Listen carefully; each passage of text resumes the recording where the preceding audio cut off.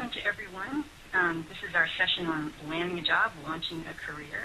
I'm Lorri from Florida State University's College of Communication and Information.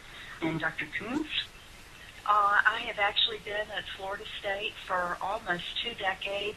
Most of that, 16 years, was spent in a geographic information system shop looking at customer-related data. And we're also very fortunate to have Brianna. I am an alumni of FSU program right before it merged into College of Communication and Information, as a matter of fact, and I am currently the Career Center's librarian. So our topic tonight is landing a job and launching a career. One of the things that I wanted to mention as an important thing to think about here is whether you're limiting yourself when you're considering the jobs that you're applying for. So the idea of expanding the geographic area of your search, expanding the types of institutions that you're applying to, the types of jobs you're applying to, and the reason is that MLIS degree, that information degree, is widely applicable. You can be working not just in library settings, you can be working in government, web design, corporate information centers, government agencies at the city, state, and local levels. All have information to manage. They have web pages to maintain and online services, question answering, and other information services to provide to the public. And there is the information industry. So there's OCLC, there's LexisNexis, Exlibris, and many other places. And there's the education and nonprofit sectors. So one of the things to think about if you're finding that things are difficult in the area where you're initially focusing is to broaden out that search. A lot of times people are very narrow in their focus, and they're not really thinking about the skills that they bring to the table. So that information degree is very flexible, even though you may be thinking of yourself now as being one thing. There's a lot that you can do with that degree. In RSS, you can track all of the job openings and have them sent to one location that is then easier for you to check as you have time. So in this slide, you can see, look for the RSS symbol, add it to an RSS reader, and Google Reader is excellent. So you would select with that little red circle. There is a PDF that I've created that shows it, it's kind of step-by-step, what RSS is and how to use it. At the end, it also has a list of resources that you can consult for further information. I wanted to share the idea of Twitter. Surprisingly enough, there's a lot of lists out there on Twitter that feed different jobs. And we have this FSU LibIT site that we've created that has some Twitter library jobs and Twitter IT jobs. So even though you may not be yourself a Twitterer or a tweeter, it might be worth actually going to twitter.com and establishing an account just so that you can follow some of these job lists.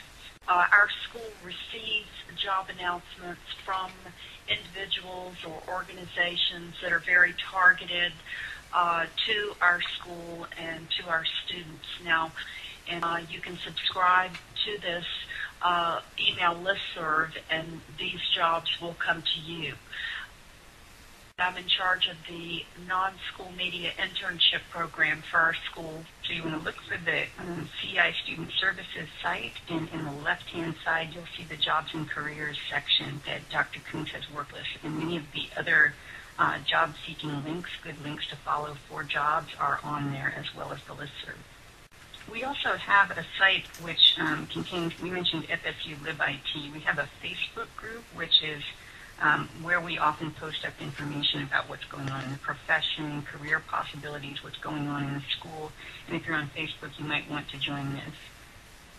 There's a lot of ways that you can meet people who are potential employers, and especially meeting them at conferences and workshops, lunches at conference sessions, talking to the people sitting next to you at a presentation, going to poster sessions and talking to people.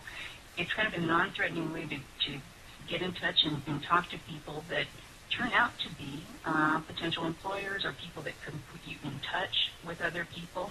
Contacting an alumni is actually a really great way to do some investigation to find out if an area is suited to you or not. Talk to our alumni. On Seminole Link that the Career Center provides, which you can access through Blackboard, there's actually a list of alumni, and I would encourage everyone, once you graduate, to add yourself to that list so that we can create a network for ourselves that's very strong.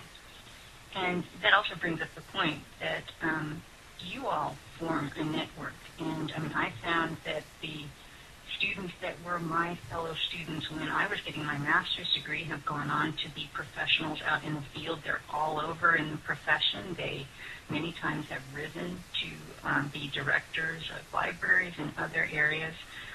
So you are making connections even among the students that you're with in your classes and working with on joint shared projects, group projects. These are important contacts that you will probably be seeing again and again in the future as you go to professional conferences. The other thing to consider is that many of our classes offer you some opportunities to make these contacts. So, for example, in 5603, I believe there's often a shadowing component where you talk to professionals and learn about the library.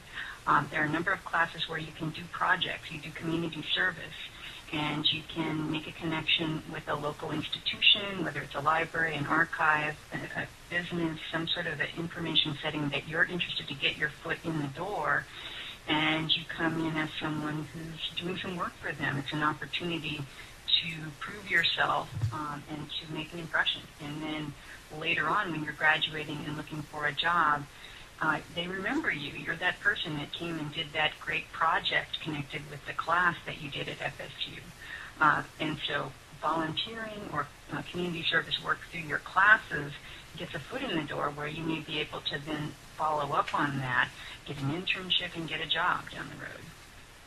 Places where there are different conferences. One of the ones that you might think about getting into, first of all, is the local state. So here it would be FLA, Florida Library Association, or whatever your local, maybe if you're in the IT area more or the web area, it might be ASIST. Think about student chapters and think about the local state conference, and then there's also the national conference of the different organizations that you may be involved in. So there's AASL for school libraries, ACRL if you have an academic level interest, SLA, special library. So all of these different things have chapters and conferences. And sometimes there are also student travel awards.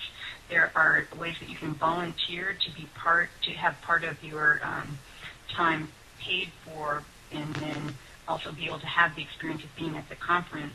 And you want to look out for those calls for papers. There are a number of different lists, depending on your field of interest, where you might look for those calls for proposals, calls for papers, calls for posters. Every time you have an opportunity to do an internship, to try another place, to work part-time somewhere, to volunteer, take it. Because a lot of what I've learned on my career path has been through those opportunities.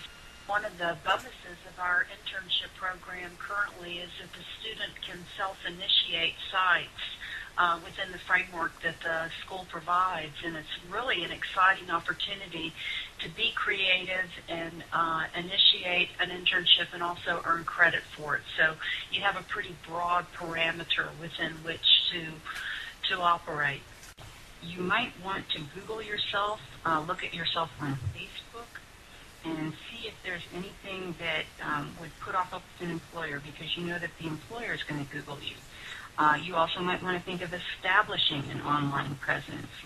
So you might want to create a blog, create a Facebook page or something that shows your technical ability, a web page, a Twitter site, and Twitter interesting job-related things.